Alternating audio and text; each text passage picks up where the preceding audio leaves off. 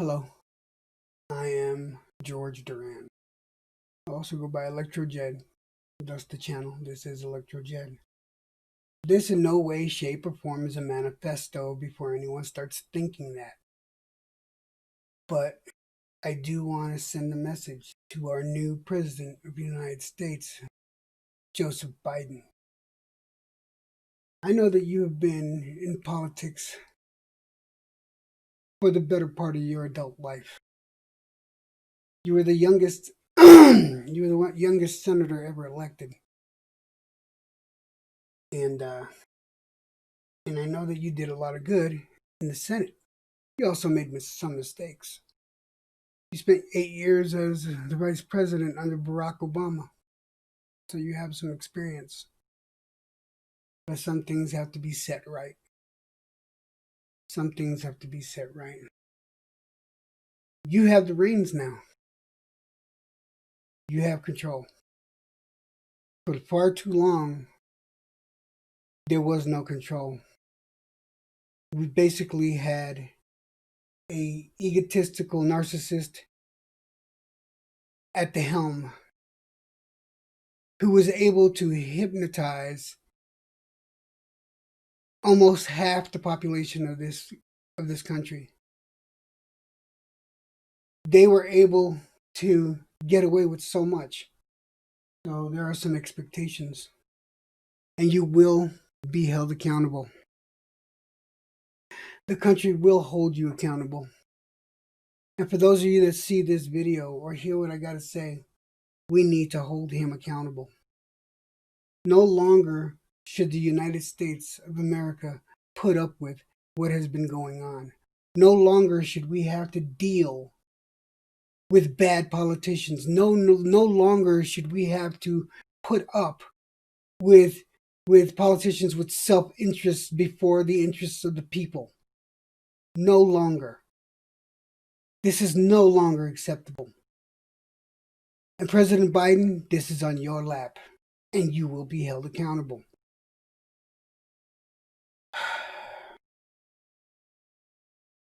We expect more from you than the previous president. We expect you to perform with dignity and respect towards other countries, with dignity and respect towards your constituents, which is us. We need you to be the president we need. The country is so divided and so hurt right now. And the only one in the position to do anything about it right now is you. I understand that we need to heal from all the wounds over the past 4 years. And yes, we should heal, but in no way, shape, or form do we forget justice. There's no way we could forget about the pictures we've seen on January 6th. There's no way that we can let that happen without someone paying for it. And it shouldn't be just the taxpayers to pay for all the damage that happened. No. What it should be, in my opinion, every one of those people that went past the barricades that were initially up, charges, in my opinion, should be brought to them to the fullest extent of the law. The whole entire world saw what happened. We are the laughing stock of the world right now. Here we are, the most powerful country, and it seems like we're the most dysfunctional family that ever existed. Everyone that went past the first barriers needs to be held accountable, and you are the one to hold them accountable. There have been a lot of people telling non-Trump supporters to stay away from these protests because of this. We knew it was going to happen. I have dozens of videos of me saying, stay away from these people. But enough is enough.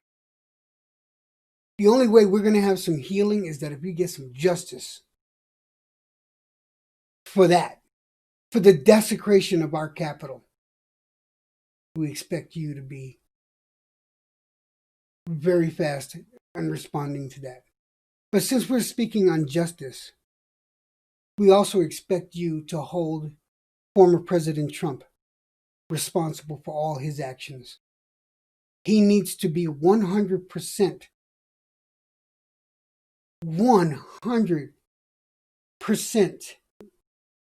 accountable.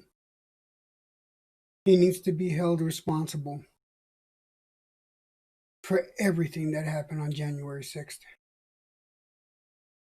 He enticed the crowd to go to the Capitol building, to go into the Senate and go into the House of Representatives and desecrate the symbol of freedom, the symbol of this country's integrity. That man did it. He had full control. And even when he told them to stop, he still claimed that there was voter fraud.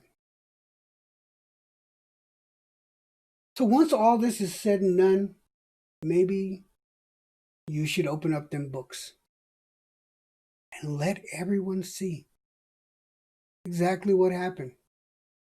Because until those questions are answered, those supporters will continue to believe him. So it's going to be on you to fix it. So the government is going to have to be completely transparent and show them and prove to them there was no voter fraud. There's no way that he should be free and enjoying life. He needs to be held accountable for the divisiveness in this country. He needs to be held accountable for monies that you know are misappropriated. He needs to be held responsible for all the monies that he grifted off of his followers. And that's what they were. They're followers. They were and are a cult. They need to be deprogrammed. And the only way that's going to happen is that if you show them a better way. You need to, we're speaking on justice, you need to do something about the police. If that was Black Lives Matter protests that got that close to the Capitol, what do you think would have happened? I sure enough know that they were those police there wouldn't have been taking selfies with the BLM movement. All we want is for Black lives to matter too. There's no reason why a minority should have to worry when they get pulled over by the police if they're going to live in the next few minutes or not. So what does that entail for you to do? You need to retrain and restructure our police force. I don't care how you do it, maybe some apprenticeship program or what, but they need to be retrained. And those police that have so many complaints against them, there's got to be a reason. They shouldn't be police anymore.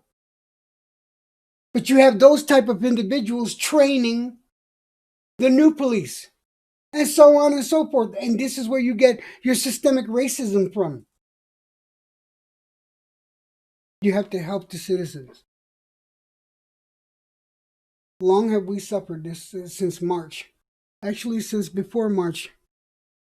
Because from what everyone understands, there was knowledge of the coronavirus from December 2019. The American people that were making less than $75,000 a year were supposed to survive on $1,800 that we got for the year 2020. Really? You need to fix that. And not only do you need to fix that, you need to fix that retroactively. Because there's so many people in this country that are in debt because of this, of no fault of their own. There are people on the streets now because apartment complexes and big business and people that, businesses that like to take advantage, apartment buildings that like to take advantage, and banks that like to take advantage, and can't pay their mortgages, people can't pay their rent, they get thrown out. I know some families that are on the street right now. I'm lucky I'm not on the street right now. But guess what? I'm a hair away from being there.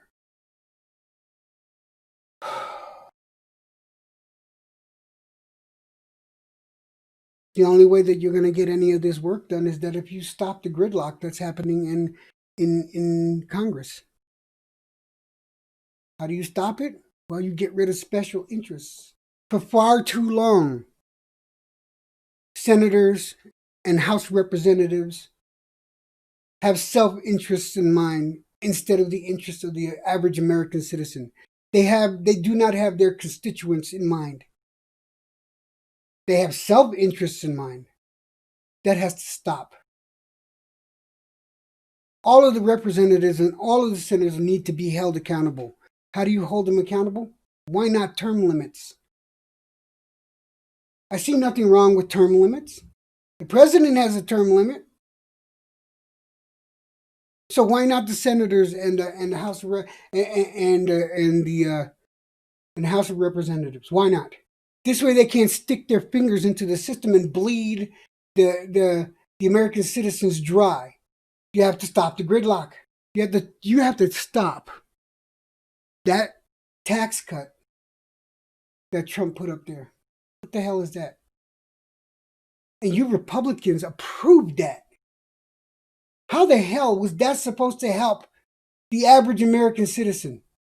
How? Explain that one to me. Because we all know trickle-down economics does not work. All that does is put more money into the pockets of the rich, and they will not share with those that are less fortunate than them. It's been proven. During the Reagan era, during the Bush era, during the Clinton era, it just doesn't work. And we have to stop all these damn bailouts. Why is it that the American citizen has to bail out these big businesses? Why? I say let them go under. That gives room for smaller people to build their business up and learn from their mistakes, learn from the big business mistakes. Stop with the bailouts. I'm tired of paying for it. And I'm sure the rest of the United States is tired of paying for it. These other issues I'm going to talk about, these are issues that are long-standing in the United States.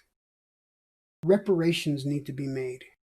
And the first ones that need reparations are the Native Americans. What was done to them over the past 250 years, 300 years is deplorable. What was done to them as recently as the 60s and the 70s was deplorable. Reparations need to be made. Since we're on the subject of reparations, there are still slave-owning families that made profit off of slaves back in the 1800s and more. That their families to this day are still making money off of that. Well, they need to be held accountable. Reparations. You need to find some way to hold those families, that 1%, who happen to be billionaires right now. We have a few. There needs to be reparations. We need to close the gap between rich and poor. I'm not saying make the poor rich, but I am saying stop letting the rich dig into our pockets. Last thing, and far from the least, I'm so tired of the message that former President Trump put out there that the virus wasn't everything. Wasn't anything, I mean. It wasn't that serious. Yet we have hundreds of thousands of people dying and people out there not taking it serious. You need to make it mandatory You need to do whatever it takes to stop this virus. If it means you have to make it mandatory to put masks on, then do so. I'm sick of seeing these far right-wing people refusing to wear masks because they feel their rights are being infringed on. Well, you know what? My right to live is being infringed upon because of these people. So you need to do whatever it takes to stop the virus. But once it's done and we're clear, you need to retract it. Mr. President, I am nobody but an average Joe that lives in the United States and is proud to be an American. I am a patriot, a real patriot. And so are millions of people that voted for you. We're patriots. Now it's time to do the right thing. In my opinion, these are some of the more important things to do. If you listen to this whatsoever, thank you for your time.